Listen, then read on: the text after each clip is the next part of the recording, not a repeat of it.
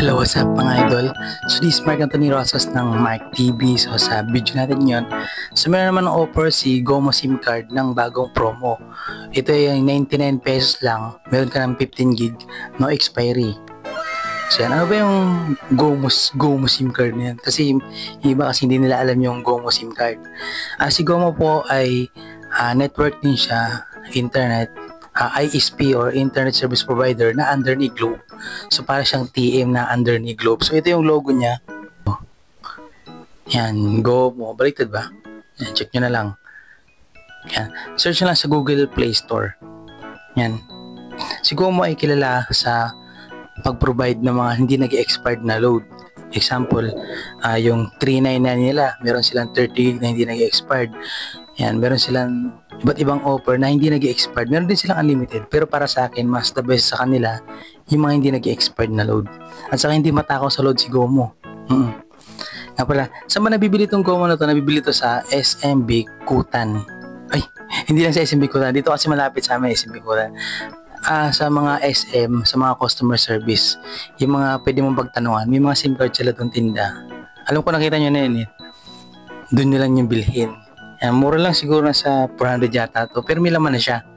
Meron na siyang 30 pag binili nyo. Tapos pag nag-refill kayo, pag nag-load kayo, through GCash. Yan.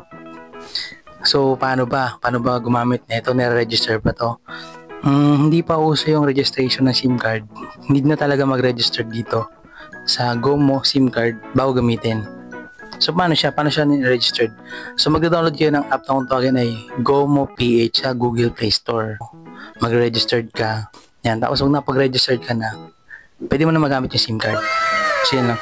Ano ba yung bagong promo na sinasabi ko kanina pa to? So, yan. Papakita ko sa inyo.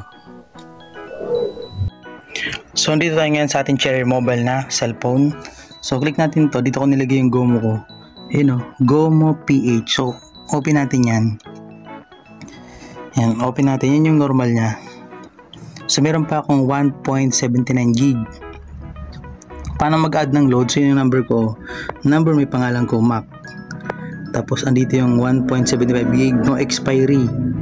Tapos, may pang-call pa ako. Pang-call, ilang minutes? 17 minutes call. 479 text. Yan, okay. So, balik tayo dito. So, mag-add tayo ng offer niya. So, click natin yung add more. Then, makikita natin dito. Yan. Makikita natin dito. Click natin yung just for you. Yan. So, may bago silang offer dito na 15 gig, 99 pesos.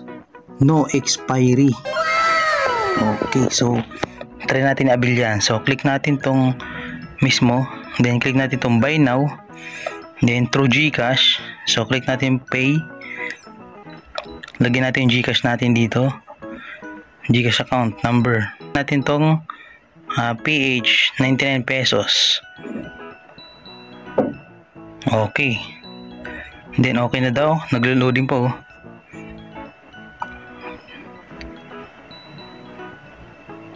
Okay, yan sabi niya. You have purchased. We send an email confirmation of 15 gig. Wow. Sarap, screenshot nga natin. Screenshot. Yun. Okay. Paano ba ito alisin? Ito ko na eh. Done. Back to home.